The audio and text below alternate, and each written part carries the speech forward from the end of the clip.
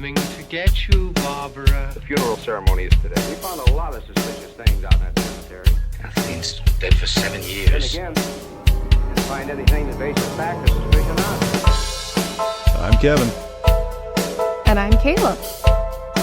We love movies. And talking about them. This is the Martini Window. Today with us we have Jay Turner with such credits as being the ALM for Kung Fu Season 3 and the show Surface on Apple TV, as well as being an all-around locations rock star. Welcome, Jay. Oh, well, thank you for having me today. Anything going on to chat about? I mean, it is spooky season here In the lower mainland. You know, pumpkin spice lattes came out in August. So, you know. Oh, I'm going to go broke. Just, right? Those PSLs, gotta love them. I am such a basic bitch when it comes to pumpkin spice lattes. I can go baroque in the holiday season, in the fall season for that. I do enjoy them. For us film people like who love horror movies, why not? Like this is the time. It's all about the blood and guts and pumpkins and slashers and yeah. Yeah. And not so much candy when you get past a certain age, but still all the other stuff. Exactly. We just replace candy with alcohol. So now, speaking of slashing things, the movie you picked today was Repo the Genetic Opera, and I am so happy for that. It is it's honestly one of my favorite movies. I love how theatrical it is. Yeah, I love it too, despite all the crazy plot holes that don't really exist within it. Who doesn't love a rock opera, right? We all grew up watching things like Rocky Horror Picture Show, and like this movie is kind of an attest to that in a way. At least that's how they talk about it when they do Q&As and things like that with Terrence, who's one of the writers, right, and also stars as the grave robber. That's what he talks about, how they grew up loving rock operas. And it started not even as a movie. Yes, I believe it was Darren Smith who co-wrote it with Terrence, had a friend who was going through bankruptcy, and then they came up with the idea of what if people could repossess your organs as well. Yeah. And I believe it was also called The Necromerchant's Debt. It was and I think it was like a 10-minute 2-man stage play. Was it only 10 minutes? Yeah, I've been diving down the wormhole as I prepared for this. I know Darren Lynn Bousman did a 10-minute short film to present the film as a movie adaptation. In that 10-minute short film, he actually had Michael Rooker, who, for a lot of people would know from Walking Dead, Henry Portrait of a Killer, or if we're being 100% honest, most people nowadays probably think of Yondu from Guardians of the Galaxy. He was playing the Repo Man in the short film, and the wonderful Shawnee Smith from the Saw franchise, who previously worked with Darren Lynn Bousman on Saw 2 and 3, went on to play Amber Sweet in the short film. I actually feel like she probably would have played Amber in the feature had the producers not brought Paris Hilton to the fold, which my understanding is Darren Lynn Bousman was initially against. Yeah. I mean, Paris Hilton, before she did Repo, the only thing we know her as doing is like dying in House of Wax. I see you guys have never experienced the masterpiece that was The Simple Life. I mean, I personally actively avoid reality television. Yeah. Regularly. I like living in that crazy, weird, high fantasy world. That's where I like to live. I mean, The Simple Life was all acting too. It was. In fact, she is not actually that stupid. Did you know that the daughter in the family in that, so the family they were staying with in the first season? It's Kesha. That was fucking Kesha. Yeah, that was Kesha. Yeah. It's so crazy to look back on that now and see her, because you realize just how distinctive a face she has too. Yeah. Like, it's kind of crazy, yeah. But we're not here to talk about Kesha. No, we're not. Or really Paris Hilton, although we did get here to talk about Paris Hilton. Yes. Yeah. She was a great supporter of this movie. Apparently, they needed $50,000 for an extra day of shooting, and she did a nightclub appearance back when, people would pay heaps of money for that and just donated all of the proceeds to Repo, the genetic opera. Which is fabulous. She really is great in this movie. She knows exactly who she's playing, and just having the humor to be able to take on this role where she's literally playing a spoiled heiress addicted to surgery. I mean, it's not far off from real life, but... Yeah. I mean, it's actually kind of crazy to see when this movie came out. You consider that the original musical came out in 2002 for a stage play. So going forward past that, you finally make a movie in 2008. This is a huge era of beauty standards, of model standards, of like, that was still that kind of time where, like, you know, People's Magazine, all that still very much ran the... Am I using people in the right sense? But like people like, I don't know, Tiger Beat, was that a thing in the 2000s? I mean, I don't know. But what I'm saying, though, is that, like, you know, you have Paris Hilton running amok, being like, you know, that's hot, that's hot. They had everyone wearing these, like, short-ass mini skirts and a lot of these, like, very high-end beauty standards things. I think South Park even did an episode about it. Oh, yeah, Stupid Spoiled Whore? Yeah, that's what it was, Stupid Spoiled Whore. Yeah, and then you get into a movie like this where it's really bringing out she's that, aware like... of this. You know? And it's that emo aspect. Because, I mean, it is 2008. Yes. Right? So, like, we were, teenagers still at this point when this movie came out? I graduated in 2009, so... Yeah, exactly. I did as well. But, yeah, it's one of those things where you're like, oh. And, like, the budget on this was actually huge. You think like, so? You can $8.5 million US is not huge for a movie that they're trying to do for this. But for this type of movie, where this creative team who worked on Saw, they worked on Skinwalkers. Like, if you actually start delving into, like, who's connected within the art department on this and, like, the executive producers, they've all been working together for a long time. So this is a passion project. A lot of this was the team from Saw 2 as well, right? Yeah. And they've, like I said, done several movies before they did Saw together. Yeah. Right? When you start diving down the rabbit hole for this. And considering that it was an $8.5 million budget, they barely cut even. Not even. I wouldn't even say that. They made $12,000 in theaters. Yeah. Oh, well, no, this, like, I'm looking at some stuff right now, and this says opening weekend, they made, like, almost 54. Almost in the U.S. and Canada. Okay. And then, like, worldwide, overall, 188,000. Oh my God!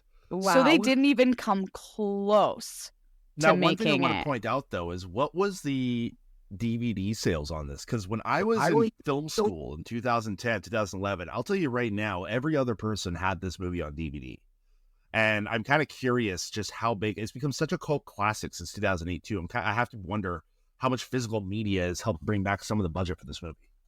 I've also seen a rescreening of it at the Rio several times, just in the same vein of Rocky Horror. It's just... Yeah, because they do it with a shadow cast as well when they do it live. Cool. That's so cool. Right?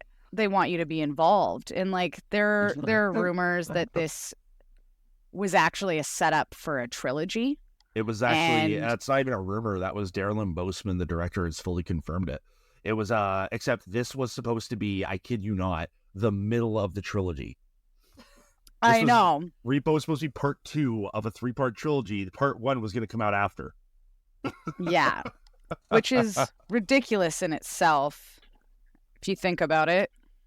Well, how do you really expand on this? Because I don't feel that this world is, it's a really cool world to dive into, but it's not exactly the sort of world that I want to peel the layers back on. You know what I mean? Yeah, it feels like a really good one-off. Yeah. Right? 100%. Like, it's a good standalone movie if you like camp and the camp factor, and you like a good rock opera. If you've, delved down that worm, like, I'm going to call it again like it is, the rabbit hole of the rock opera genre, and you get things like Phantom at the Paradise. Like, you don't even just get Rocky Horror. You get things like Shock Treatment, which are equally as weird and have equally as many plot holes. I do find it funny that you brought up Shock Treatment, because that is actually the sequel to Rocky Horror. I know it is. And there's people who watch that movie not knowing it's a sequel, eh? Yeah, they don't realize that it's supposed to be the same Janet, except it's played by a different actress. I know, that's the weird thing, is that it is like a direct sequel to Rocky Horror. It's not even like a weird direct-to-video thing that came out 20 years later. This was a theatrical movie by the same writer who did Rocky Horror 2. Yeah. Right? And you're either going to like the genre or you're not going to like the genre. And you're going to accept the movie for what it is with all of its plot holes, or you're not. Because, like, the whole idea behind this movie is that, like, it's this girl who can't go outside, and you find out later that her dad's been poisoning her the whole time, and this man she doesn't know who was in love with her mother is, like, going to give her his entire company. Like, it makes no sense. But only if she kills her father in front of a crowd. Only. Right? But the gore factor that happens in this, so, like, how would you explain this? I love the gore in this because it's not realistic gore. It's like, you know, that exactly fake bright red blood. And one of my favorite parts of this movie is in Thankless Job, where you have Anthony Stewart Head as the Repo Man dancing around a room making airplane motions while he's cutting up a victim, and then he starts puppeteering his mouth after he's pulled his throat and everything out. It's after he pulls amazing. out all of his intestines, and right. The songs that are written for this movie are great. It has the aspect of opera, so like everything is sung. It doesn't have to be sung in tune, but no single piece of dialogue in this movie is actually just said. It's all sung, which is how it becomes an opera. I mean, that's also one of those situations too. You get a lot of musicals and a lot of rock operas in general that, like, I gotta be honest with you, like one genre of musical that I'm not particularly a fan of is jukebox musicals. You know, where we're just gonna take a bunch of already made songs and stitch a story around it. Oh, like what was that? There was that one that had a bunch of Journey songs. Yeah, Mamma Mia or a Rock of Ages was. There you go. That's the one I was thinking about. Yeah. But what I will say though is that with this whole kind of genre, with this whole era, what I do like about Repo the Genetic Opera, you are right. Like, it's not doing the thing that certain musicals do where we're going to sing a song and then we're going to talk for a little bit. We're going to sing a song and then we're going to talk for a little bit. No, you are right. Like Repo also has the record for the most original songs ever written for a musical. Did you know that? Yeah. That's insane. And the way that 67 original songs. Well, yeah, it's got like a 98-minute runtime. But I mean, we're talking he had to write songs for that entire 98 minutes. And what I'm saying is that of the 67 songs or something like that, like 15 of them didn't even end up in the movie. There's a whole bunch of cut songs and deleted scenes that are only on the DVD for this. I believe. Like the scene of the grave robber and Paris Hilton going at it. That's a deleted scene. Wait, what? Yep. They show little bits of montage from the actual scene in the movie. But it was a whole scene where basically Terrence Zundich was dry humping Paris Hilton. And he talks about it every opportunity he gets in Q&As. I've been watching some really interesting videos where they talk about Repo as well. And they talk about Terrence and kind of some of the plot holes. And like I said, though it is full of them, I absolutely love it. Like, you can't go wrong with Anthony Head singing. We all remember watching Buffy. And Which we is all actually remember how we got cast in this, eh? And we all remember the musical Buffy episode. It's one of the best ones. Did you know that's how he got cast in this movie, though? Once More with Feeling? That does not surprise me. Darren Lynn Bousman was a very big fan of Buffy the Vampire Slayer. No surprise there. And when he came to the role of the Repo Man, he remembered Anthony Stewart Head singing in Once More with Feeling. And he really gets to show a wide range of his acting skills. Oh, yeah. In this movie. I find that he does, like, the Jekyll and Hyde thing really well. Wow. Especially, like, you know, after watching Buffy, where he goes from Giles to Ripper, this feels like kind of like putting those two characters, but almost the Ripper vicious side of him is just something he's tampering down. Well, and his character is so enigmatic. Like, you want to love the Repo Man even though he's bad. Oh, yeah. You want to love him even though he poisons his daughter and won't let her go. And I mean, I actually think this is something that Darren Lynn Bousman has a tendency to do more than others. He's always had this level of kind of throwback to a lot of 80s horror in his work, I found. And you can even see it in movies like Spiral, his last Saw movie he did, which I was personally a big fan of. Personally, I loved it, even though it was a big shift in tone. But Darren Lynn Bousman, though, has a tendency to do this. Like, look at the 1980s and look at characters like Freddy Krueger, Leatherface, Jason Voorhees, slasher characters you're supposed to be horrified by. Like Freddy Krueger, for instance, was he was a pedophile or potentially wrongfully accused pedophile. Who knows, depending on which canon you take. But yeah, with Freddy Krueger, though, he was, for all intents and purposes, a child molester who was killed by the townsfolk, and then ended up killing kids in their dreams. And guess what? This character was still so beloved. He was on cereal boxes and shit in the 80s. Like, yeah, it's like how many Halloween movies have been made with Michael Myers, right? Like, and he doesn't talk. And there's been so many takes on it. Like Rob Zombie did his own take on it. Yes, he did. Which came out around the time of this movie, actually. Hands down, one of my favorite versions of Halloween, just because it feels so raw in comparison to the 80s movies, though I do love a good 80s slasher. The 80s run of Michael Myers definitely went a weird direction. I think as soon as we got into the cult of Michael Myers stuff, it's just like, oh my God, he's a deity now to a cult, and like I mean, he is the zombie king. He doesn't die, right? Like, where do you go at that point? Like, you've made 6 movies where this guy keeps going back to life, and you even had a moment where Danielle Harris almost took over the role, and then they said, nope, back to Michael Myers. But yeah, I don't know. I always just love late stage sequels in 80s horror movies. I know it's a weird pivot, but I just want to point that out. But it doesn't actually sound that ridiculous to have the cult of Michael Myers. Look at how many people flock to serial killers and just basically worship them. Oh no! What I'm saying is this isn't like a cult of like fanboys. This is a cult of people who genuinely are like, Michael Myers is sent here from the other world and something else. Like, I'm not kidding. In the late Halloween sequels of the original run, they get weird, man. They do get really weird, and then the resurgence of Halloween over the last couple of years has been really great, actually. I mean, I was actually a big fan of Halloween Ends. Yep, I thought that movie was pretty great. I'm a big defender of that one.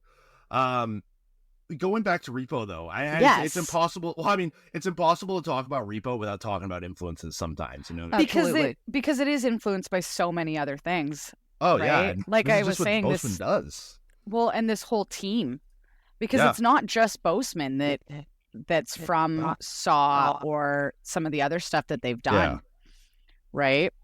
Yeah. Because it was like, what else was it? They did some other stuff too together that wasn't Saw. Well, since Repo, they did both Devil's Carnival movies. Yeah, which have a very similar poster.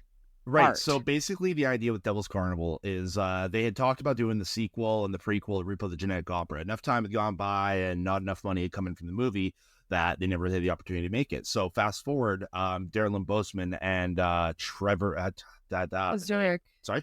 I think it's Zurich. Zurich, yeah, they ended up writing Devil's Carnival, another musical, because which has the same cast, it has the same creative team, it's got the same visual aesthetic. Is it the full same cast? Most of it is, yeah. It's a lot of the same cast, it's the same visual aesthetic, it's all that. But the thing is, they simply lost the rights to Repo the Genetic Opera. They cannot make a sequel or prequel anymore, and so Devil's Carnival and its sequel have kind of been considered the spiritual successor to Repo. Gotcha. I mean, like they even had Alexa Vega. Wow. Yeah, they did. Yeah, Spy Kids. And Ogre. Gotta love a local, right? Right. And I was talking to Kayla about that. I was like, Pavi was played by Ogre from fucking Skinny Puppy. And with the industrial influence in this movie, I was talking to Kayla, and I don't know if she heard much of Skinny Puppy. I was like, From my understanding, if you were in an industrial club in the late 90s, you can guarantee that you'll find at least 3 people with a skinny puppy tattoo. Well, I mean, he's even partied in the local scene. I've met Ogre a couple times. He's all over Vancouver, and he used to frequent Pub 340 and with like Shy Peg and stuff like that because they were buddies. He same with the Rickshaw at a few shows. He would go over there for a few of them. I met him at a I think I was a Jello Biafra show. I met him at.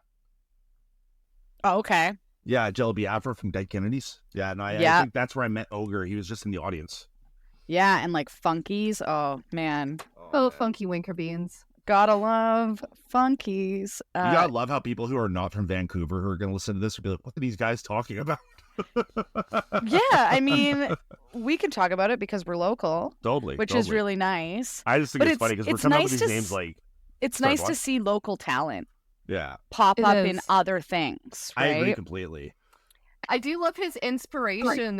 It's clearly like Leatherface. Yeah. But it's like so grotesque. And it's like old Leatherface. Yeah. It's like you got like when you think of the original Texas Chainsaw Massacre where like he is wearing somebody else's face. Actually wearing a couple faces stitched together. But you know what I mean? But that's what that makes you think of. Well, I was saying to Kayla when I was watching this, like the Texas Chainsaw reference goes even further when you consider the fact that Bill Moseley, who played Luigi, was Chop Top in Texas Chainsaw Massacre 2. Yeah, that's true. Who is often hailed as potentially the best character in the Texas Chainsaw franchise, even above Leatherface. Like, there's no. I mean, he's over the top in this particular movie, so. I haven't watched a Texas Chainsaw Massacre movie in a very, very long time. When it comes to horror movies, slasher movies, Bill Moseley is like getting Bill Murray in there. You know what I mean? Like it's in the world of horror, that guy is such an icon. So what you're saying is that this movie really did pack a lot in that people don't even realize. I agree. Yes, that's exactly what I'm saying. They even have a cameo from Joan Jett in there. Yeah, that's Joan Jett. Yeah, and I mean... And they did. I loved that they brought on a real opera singer. Right? Right? Because Sarah Brightman, I mean, that woman has awards for her voice. Yeah. And it's like even some of the cast of this, like Paul Sorvino plays Roddy in this, the dad, right? Paul Sorvino. Well, so I was talking to Kayla, we watched a movie a while ago, a fantastic movie called The Stuff from the 1980s. It is, I could go into explaining it, but basically think of it as a 1980s horror comedy where intergalactic yogurt comes to kill people on Earth. Oh my God, that's amazing. Yes, it is so low budget and it is so good. I love a weird movie. Yeah. It's so low budget and they clearly put all of their money into one theme song that they keep trying to put in like most scenes it should not be in. Yeah, it's like commercial for the stuff, play the theme song. Oh no, we're gonna get killed by the stuff, play the theme song. There's a fight sequence, you better damn well we're gonna play that theme song. We paid for it. Like but Paul Sorvino though, who was Roddy in this, was also in The Stuff, and he played a military general who is just like super war hawk, super like he's into something the moment he finds out he can kill communists. He's like, all right, let's do this. Cool. Like he's one of those people. Like, and so seeing him as Roddy in this movie and just starting to realize Paul Sorvino is kind of like his connection to these sort of lower budget horror movies over time. And I'm kind of curious how much further this goes. Because this guy was like, he's an actor familiar with a lot of things like mob movies and shit in the 80s and stuff, right? So to see I mean, he's Goodfellas. Was that Paul Sorvino? He was in Goodfellas, yeah. Who was he in Goodfellas? I feel bad saying this on air, but... That's okay. In Goodfellas, he played something that she wasn't. Paul Cicero. Yeah. Oh my God. He's been an actor for a very long time, and he's got a very colorful career. Yeah, no, Paul Sorvino goes all the way back to like the 1970s. I mean, he passed away. He passed away last year, but passed away after a very long, healthy career. You know, and it's actually kind of cool because he came back for Devil's Carnival and the sequel Devil's Carnival playing God. That's amazing. Yeah. I love that. Yeah. One thing I thought was pretty fascinating, this entire movie was shot on a single soundstage. What? The entire thing was shot on a single soundstage. In Toronto. Yeah. It was filmed all here in Canada. That's fantastic. right? I mean, when you now realize that, though, you start seeing some of the scenes, you realize that it's kind of very, like, not minimalist, but you can tell, like, when they're doing the whole, like, she's got to give the company to me, brother, like, that whole thing, that whole bit there. If you actually look at the scene, you can kind of tell, okay, we're just going to make this look like a warehouse, throw some shelves in there, call it a day kind of thing, right? I mean, we do stuff like that all the time at work. All the time. And then I also noticed the camera only faces one direction because they probably didn't have a set built the other direction. That, or they only had one camera that day. That's also very possible. Right? Because if you remember, as we've already said, it was only an $8.5 million budget movie. This is true. So it would make sense that they would film it on one soundstage, that they would utilize the space as much as they could. As somebody that works within the locations department myself, I've seen stuff like this happen where we need to shoot a hallway, so we shoot the hallway in the stage instead of going somewhere else. Oh yeah. Right? Yeah, we've done that. It happens a lot. It does. It does. So to basically base your entire movie around that concept is Well, and a lot of it feels like one camera when you're watching it. Yeah. It doesn't feel like you have multiple cameras set up. It feels like you have one camera, you do the entire setup through the whole scene, and then you move your camera and you shoot your scene again from a different angle. That is very much how this movie feels. Yeah. Absolutely. And actually, with how the movie feels, you pointed out, Kevin, that it did the thing that a lot of horror movies did in the 2000s, where it was just high contrast and it was very, very bright. It's glow effect on whites. Yeah. Yeah, but it works for this. It works for this movie, but it's just, this was a very, around like 2006 to like 2011, in that era of horror, 05 to like 11. This was a very common thing with slasher movies. We're going to just blow the whites out big time. Like, you probably notice that whenever you see even a picture of somebody in the movie, even when it's not a hologram or something like that, when you see a picture of somebody, it still kind of blows out the whites whenever you're looking at it. Very high contrast. Scream 4 was one of the last big movies to do this sort of look. I think it looks good in Repo. I'm also very happy that we're out of that era of horror because it was just such a... You know what it was? MySpace became a thing, and people started doing those. This movie caters to those MySpace scene queens. The girls doing the scene photos in the forest, with black and white. You know what I mean? With the raccoon hair and the shoot from the way above and make the smoky eyes. Yeah, that's what it feels like. And yeah, I mean, this cinematographer for this, a lot of his stuff from that same time kind of has that kind of look as well. That very bright, very contrasting colors. So like reds are really red and blacks are really black. And like, I like that about this movie. I find that some stuff doesn't have that filter on it, and it really should. I think with this particular movie, I think it definitely works. I actually found that in this movie, it really worked for me because in the beginning, you see the contrasts of basically of the skin textures. And then at the end, when there's blood everywhere, the red stands out so much against this. It's kind of feels like it has a narrative purpose for that. It slowly is getting more and more red.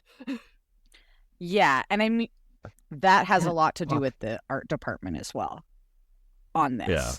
Because the art director, he also did Saw and Skinwalkers and Outlander, and a lot of his stuff is like that too. Yeah. That was the the cinematographer, you're saying?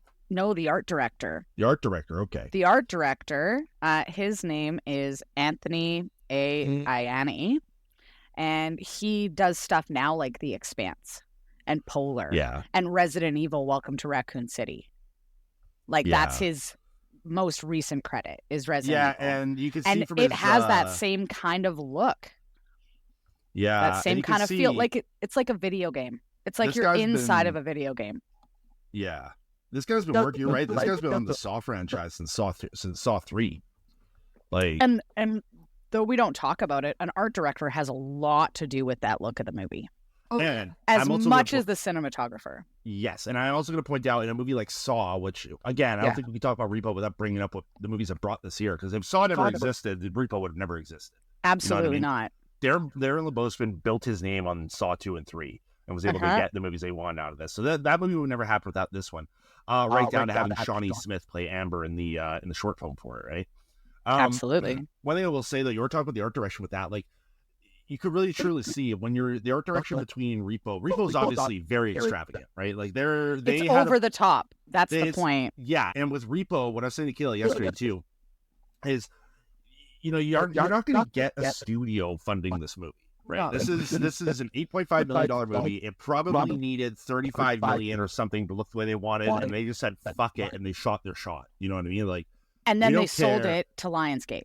But what I love about it is, like, you'll see a lot of movies like this. What I was going to say with the art direction is that with Saw as well, as much as those movies have, different fan base based on whatever movie you're watching, I don't think anyone can disagree that the art direction in those scenes, in all those track sequences and everything, is always so nicely gritty and grimy, and it's just like he carries a lot of that in a different way over to this movie, where everything has this kind of like sickly artificial feel to it. You know what I mean? this carnival theme.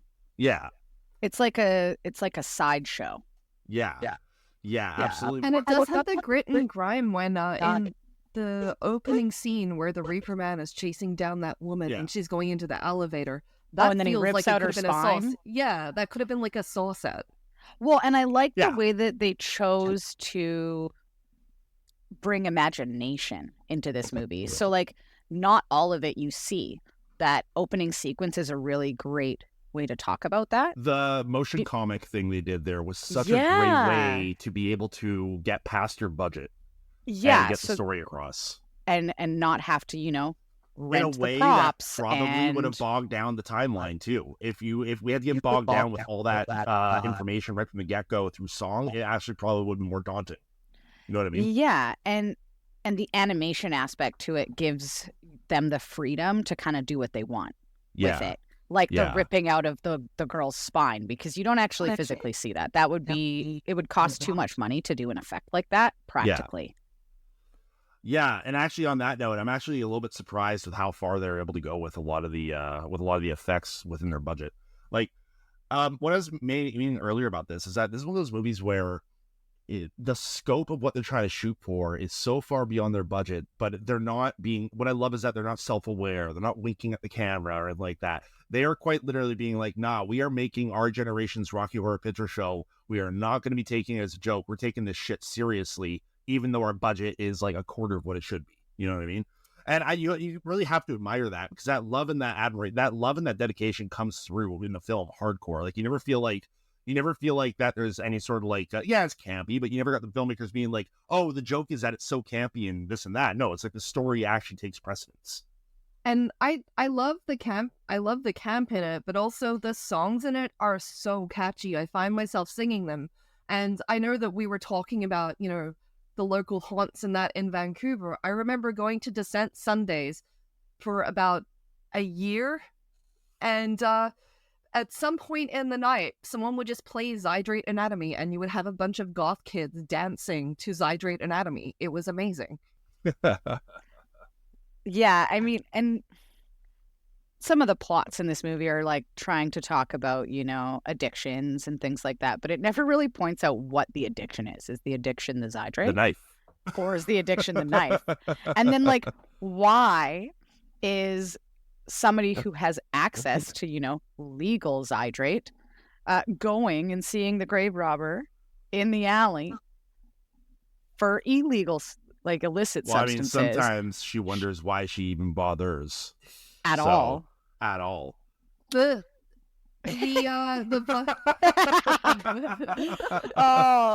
we are so bad and so good all at the same time. So bad. So bad. What I got from that was that she didn't want to tell her dad about all the surgeries because he'd started cutting her off. He's like, do you really need it? That's the vibe I got from that. She's addicted to it, and she can't really tell her dad because he stopped funding it. Well, the thing is those of us that love a movie like this are always going to find the meaning within the plot that we want out of it. Right? Because like I said, this movie is great, and it's trying to tell a story, but it can't tell you exactly which story it's trying to tell you. So it's trying to tell you like 4 or 5 different stories, and not all of them connect, and some of them are used as a plot device, like a twist, when really it should be something that should be explored more within the story. That's true. But it doesn't matter because it's about having a good time. This movie's fun, right? Yeah. You don't really have to think too hard when you're watching it. You get to just kind of enjoy it, and it's a head bop, right? As Kayla was saying, you go somewhere like an industrial or a goth night, and they're gonna play it, and everybody in that vicinity knows that song, and they're gonna bop, and they can't help it. They're like, oh my God, I love this song. And that's just kind of the way it goes. Yeah. I know people who haven't even seen the entire movie, but as soon as you say Zydrate comes in a little glass vial. A little glass vial. Because it's probably the most prominent song in the movie that people actually remember. It's like the time warp to Rocky Horror. Like, people who haven't seen Rocky Everybody Horror probably know knows the that. time warp. Yeah. People know but this they song. But they don't all know science fiction double feature. Yeah. Right? Exactly. Or Jet. Yeah. Or Dem and Janet. Yeah, exactly. But the point you're making, though, is completely clear. Like, I always knew Zydrate, and I was actually talking to Kayla. The first time I saw a Rocky Horror Picture Show, I was pretty young. I was 2010, and I wasn't really watching it in the right, 2009, I wasn't really watching it with the right group of people, so I never got the right vibe. Like, you're watching it with people who are just making fun of the movie the whole time, and they're like, you know, making fun of like, oh, it's a musical. I mean, it was 2009, 2008. I was with teenagers, right? But so watching it again was actually, this time was one of my first times I got to really appreciate it for what it was. Because you're watching it with somebody that likes it. You're watching it with respect. You're not watching it with people who are just there to shit on it, right? Yeah, I mean, Yeah. I love to commentate a movie that I've seen a million times as much as the next person, where you're just like, why are you going there? You're so dumb. Yeah. That's not the same as being like, oh, this is stupid. Yeah, I mean, I do have a thing about people where they're like, oh my God, I love watching horror movies because they're so bad, and you could talk about all the stupid things people are doing. It's like, great, never watching a horror movie with you. Like, it's that's kind of how I feel with a lot of that stuff. Like, these are genres that absolutely deserve the respect that they deserve, right? Like, well, and Repo, the Genetic the Opera point. Yeah. Like, Repo, the Genetic Opera is such a visual feast, and just like, even when you're seeing the shots of the city and stuff like that are obviously, you know, late 2000s CGI. But it's such a weird situation because with this specific movie, with the content, with the aspects of what it's about, all that, is one of these weird movies that as it ages and as we get further away from that level of CGI, somehow it kind of helps its aging in this way. You know what I mean?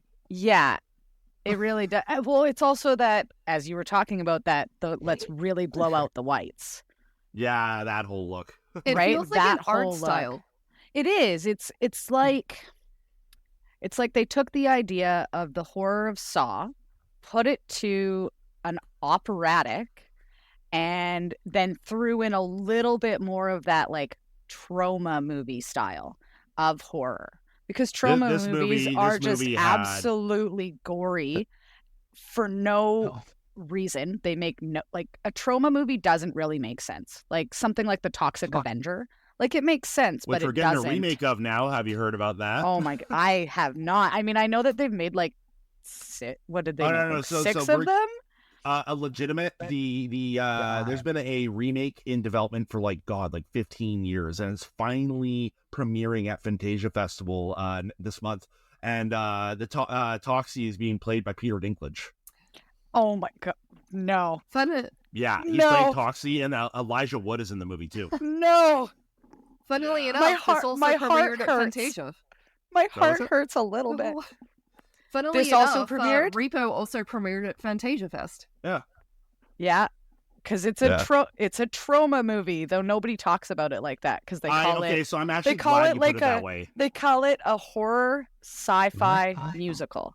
It's a what trauma flick. Which is what they call the movie, but it's a trauma movie because, like, if you think about, like, Kayla was talking about Thankless Job earlier. Yeah. You take that whole aspect. That scene isn't really that gory, even though he cuts him open and pulls his intestines out. There isn't blood everywhere. And then he sticks his hand up the inside of him and uses him as a ventriloquist puppet. That's a very trauma thing to do. It is. Absolutely. That's well within the trauma comedy wheelhouse. And, like, I mean, You've seen, I mean, the one that most people talk about with trauma, they talk about the Toxic Avenger, and then nowadays, obviously, a lot of people will talk about Tromeo and Juliet, which was Troma's take on Romeo and Juliet. God, man, I remember seeing that one in the video store, and I constantly wanted to rent it, and Mom would never let me. Troma, but it's that same sort of aesthetic, right? Like, it's that. And a trauma movie is supposed to be over the top and not make very much sense because, like half the time they're filming a movie within a movie. Oh yeah. It's that aspect. But yeah, this is absolutely a trauma film. And even like looking at that element, even in the song Mark It Up you were talking about before, you have a Gentern who accidentally runs into I believe it's no, it's not Pabby, it's Luigi. You have a Gentern who runs into Luigi, accidentally messes his shirt up. He just stabs her and she's on the floor bleeding while everyone is fighting over who Dad's gonna pick. Yeah. There's this girl who works for them and no one cares. And at one point, no one Bobby cares. Just reaches in and pulls out her heart to like one up his brother because he pulled out her brain. Yeah. I mean, he spent a lot of this movie just randomly stabbing people. It's true. Let's be honest. He'll find a hole and fuck it. Or if he'll make one. If there ain't one, he'll make one. Right? And then you just connect with these songs too, right? When it's these moments and you're like, oh yeah, I love it. Oh my God. Feed me more. Please spoon feed me more. And I love the design of Blind Mag's eyes. Like the visual of because somebody with cybernetic eyes that can project things. Yeah. Which you get to see in when she does the song, what is that, Morning? Chase the Morning. Yeah, when she does Chase the Morning, you get to see a little bit more of what her eyes can do, but you never really get into that whole thing. So it would have been really nice to have maybe gotten a prequel because we would have gotten some of those like plot devices that they used that they were setting up for more. You would have got some more explanation on it. Although, speaking of Mags's eyes, the way that they end the movie for her, when she's like, I don't want to work for you anymore, and then just like shoves her own long ass claws right into her eyeballs, and you watch the blood spurt out, which was great. And then they decide to kill her by dropping her on a fence, and blood goes everywhere, which again throws back to that trauma aspect and like devices that they used in Saw. It's also on a blown out stage with like fake white snow on there, so you really see like the blood go everywhere. Just as people keep dying, it gets more and more messy. Which is great. And nobody has that much blood inside them. No. I don't know, man. I've seen Nightmare on Elm Street. My understanding is that people have enough blood to create a giant fountain that could flood a bedroom, so... And I mean, if you're going to sit here and tell me Wes Craven was wrong about that, well, we're going to have a problem.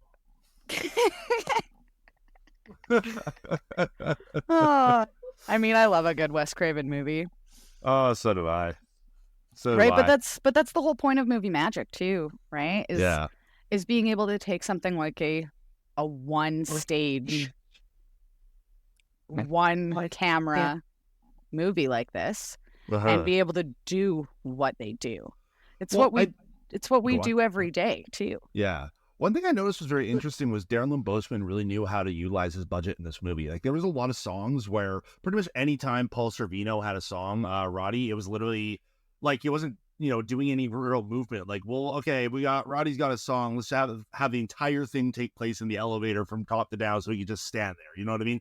But there was a lot of these moments where Darren Lynn Bousman knew how to utilize this. Okay, we got to get story going with the background of the Repo Man and of his daughter and all that. And so what we'll literally do is have a song where it's like somebody's singing and it'll just be like a single camera shot and then singing. They'll cut back to flashbacks during the song. So I was saying Darren Lynn Bousman really knew how to do this. Like, a lot of these songs don't have more than one setup if you actually look at it. No, yeah. And I feel like a lot of the budget was used more on the set, the decorating of the set. Yeah. And the costumes, the decoration, the practical effects. Yeah, because they did use practical effects. Yep. And then on the animation of the city. Yeah. Yeah. Right? Yeah. To kind of bring you into that world. And so that feels like where they spent most of the budget, which is great because if left you for look, production. who knows, right? I mean, I'm sure that, and I haven't really done a lot of looking into it, but I would have a feeling that Terrence and Darren, the gentleman that wrote the original, the Necromerchant's Debt, and Terrence, who wrote all the songs for this movie, probably did all of the soundtrack and Probably, the reworking and not necessarily volunteered their time, but took their pay from the movie at what it was and still chose to do this because this is a passion project. Yeah. Yeah, no, I completely agree. And it makes me think of when we're looking at these things, you see like this 8.5 mil, I read online that they had certain actors signed on who apparently left the movie when they found out what the budget was and like stuff like that. And I don't know, they never listed who the actors were, but this movie had probably some bigger actors of the era at one point, right? Before they found out what the budget was. And I think about that. I think about Halloween from John Carpenter from 1978, Halloween. And I think about that, and there's a story about how that movie basically has all the makings of a low-budget slasher, because it is a low-budget slasher. They made it for like $500,000 or something like that, right? But the cinematographer Dean Cundy, who would actually go on to be the DOP for he would go on to be the DOP for like Back to the Future. He would go on to be the DOP for Jurassic Park and stuff like that. One of his first major movies was Halloween. And one thing he said to John Carpenter when they were trying to figure out what to utilize for the budget, they had like $500,000, and he said, he pushed John Carpenter to quote unquote blow over half the budget on an Airy Flex camera back in 1978 or 1977, a large amount of money. However, what the result of that being is that you had this low budget slasher movie, unknown actors, mostly taking place in houses, a killer with a regular mask, blah blah blah. Oh, this feels really reminiscent of somebody else's independent movie that we did. A certain movie I advertised on the show literally every episode that I directed. You found your segue, Kevin. But what I was going to say, though, is that Dean Cundy talked about blowing the money on this camera. And the result being is that you have this film from 1978 that visually has aged better than any slasher movie of that era. Like it's like as if you were to shoot incredible. Something on like a red camera these days. Right, exactly. And so, but because he did that, though, we now look at Halloween the same way I think we're going to look at Repo the Genetic Opera. And I am. This is actually a proper segue to Repo. Like with that aspect there, going to a low budget film. This is a low budget film of this era. $8.5 million for a film like this is a low budget, and for them to actually give enough trust me, like, listen, we know what we're going to do, but let's not go for bigger name actors. Let's put the money into set design. Let's put the money into... But they did get some pretty big name actors. Like they're B-list, but they're B-list. Exactly, though. That's what I'm saying. Except for, technically, Alexa Vega, who at the time of this was known for doing the Spy Kids movies. You could also because argue... she was so young. Paul Sorvino was certainly a respected actor.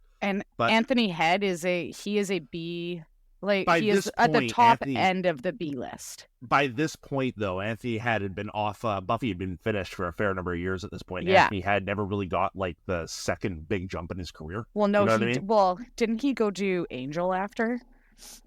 Was he an Angel? I believe he was for a little bit. Oh well. In any case, so after the Buffyverse was over, right? But what I was going to say is, frankly, the biggest A-list star of that movie was Paris Hilton. We're talking 2008 Paris Hilton.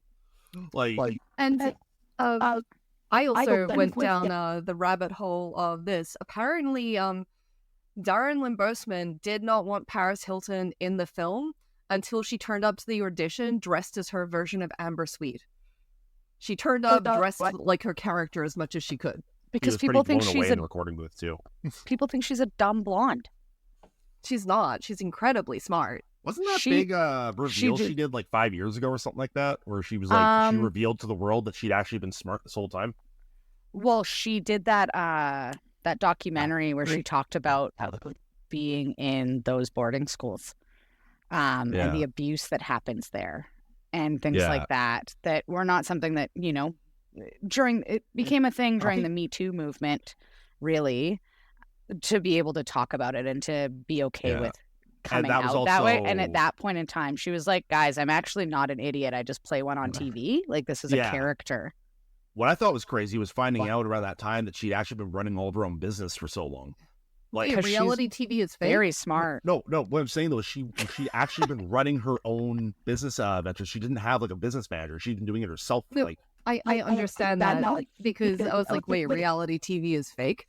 Is it? Yeah. I don't know. People are playing characters? but that's not what I'm talking about. I'm talking about with her actual like all the whole It's Hot business sponsorship, all that stuff. Not the reality TV shit. I'm talking about I was surprised to find out that she was actually an active hand in running her own business deals, not like a faceless manager or something like that doing it. Oh yeah, she's an amazing businesswoman. She's had entire interviews about her business prowess. Yeah.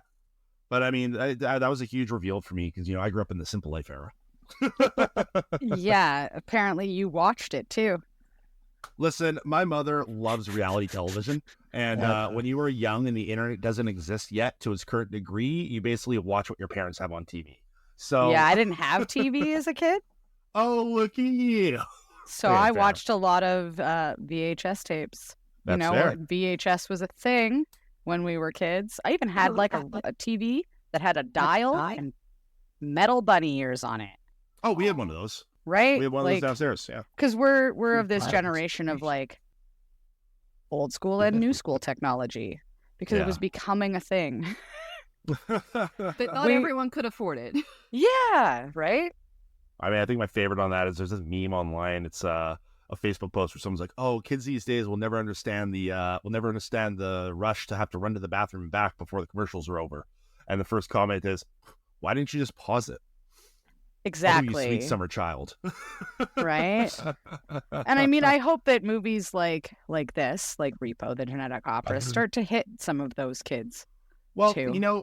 what I love is that we have now started to see, like we've talked about this before on this podcast, so you get movies like this that weren't really appreciated in their time, but as time goes on, they get there's their a appreciation. resurgence. And now over the last 10 years, I think you can actually look at Repo as being what allowed certain movies to kind of be pitched. Like, it's not a musical, but PG, what the hell, PG, Psycho Gorman. Psycho Gorman, Yep. I think, is a good example of a movie that Repo kind of walked so they could run. You know what I mean? Yeah. Or there was like Anna versus the Apocalypse. Anna and Or the look Apocalypse. at like some of the stuff that like A24 is putting out now Oh yeah, yeah, absolutely. as and, an like, I look at- independent studio, because this was definitely an independent movie.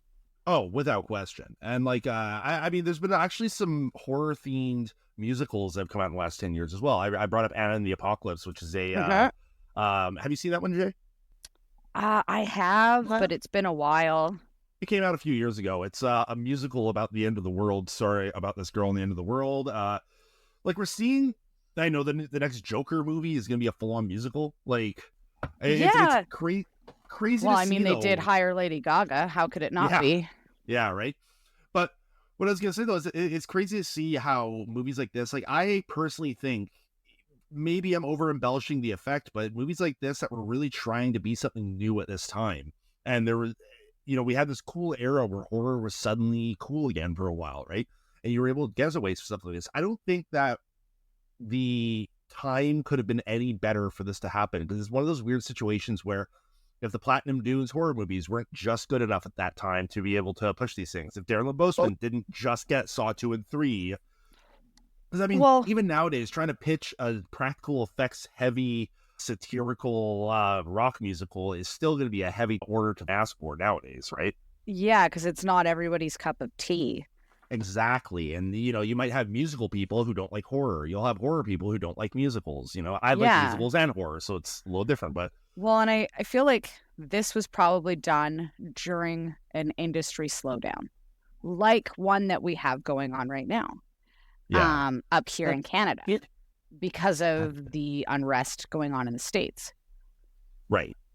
Because this is Yeah. like historically, this happens where we get an industry-wide slowdown up here in Canada because of what's going on down in the States. And it's happened a couple of times. And I do believe, don't quote me on it because I wasn't working in film in 2008. I didn't start working in film until 2016. But I know that as I've spoke to other members of my personal union, that there was an industry-wide slowdown going on.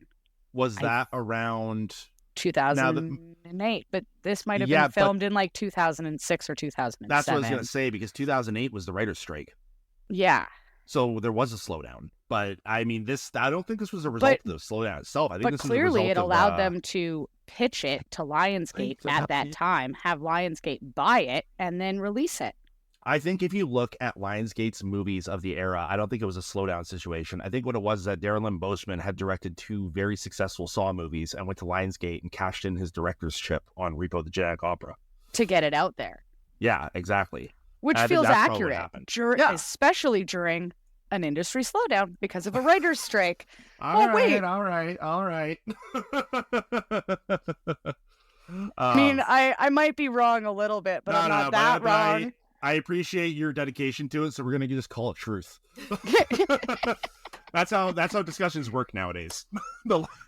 Suddenly, I am right. Oh my god! For the first time in my entire life. No, I'm kidding. But I mean, if you look at the horror movies Lionsgate was putting out around that time, Repo was not super far out of the wheelhouse of what they were kind of doing at that era, right? No, it wasn't. Once Lionsgate did Saw, they were just on it for horror movies for like 5-6 years. And it did really well for them. It did. And one thing that I did love about this movie, it was the most entertaining way that I've basically just been given exposition the entire movie. 90% of this movie is exposition. There's always something to look at. There's always something going on screen. There's always something happening. It catches your eye. It's hard to watch this movie and do something else at the same time. Yeah. Which a lot of us do now, where we'll watch a movie while we're doing other things. Yeah, exactly. This movie, you end up sitting down, you end up watching it, you end up standing there and just staring at it because you're like, oh, pretty shiny things. Oh, piece of candy. I also do love how the movie really leaned into like early 2000s, late 90s, like new metal and industrial for a lot of their music. Oh, yeah. Yeah. Yeah. Just those classic, like, you know, those things you don't really get a lot in modern music. I know the movie's from 2008, but I just want to say, just hearing that kind of throws me right back. Absolutely. Yeah. It really, like, the music gets you into the scene. The music in this movie is hands down amazing. I love it so much. I listen to this soundtrack for fun. Who doesn't? Well, Kayla does a lot.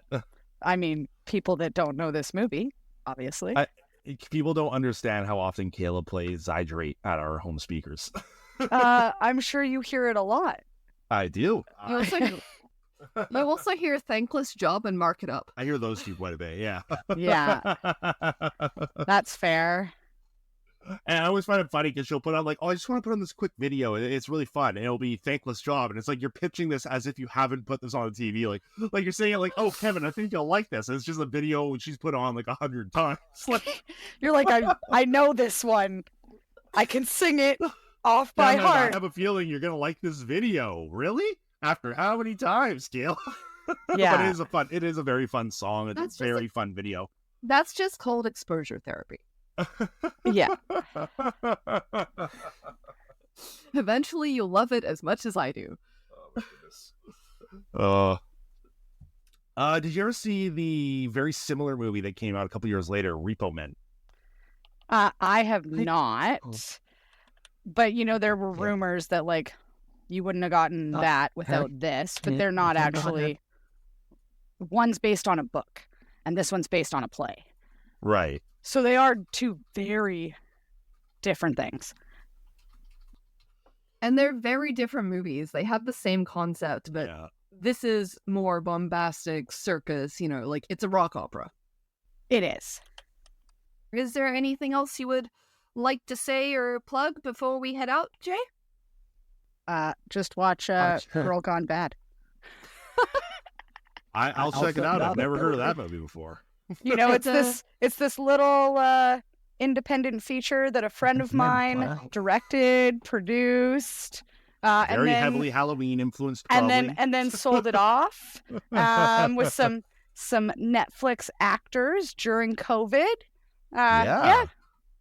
Oh. And This guy sounds like he has big muscles. I don't know. I mean, your bad guy is a huge person. So He is huge. He's also a huge teddy bear. he's I've also the known- nicest person. I've also known Nemo since I was a teenager. So So But if watch anybody is, so anybody listening, we have Blu-rays, DVDs, and posters of Repo the Genetic Opera in our description. Kayla? And remember, kids, if you're not sure if Zydrate is good for you, ask a gentern.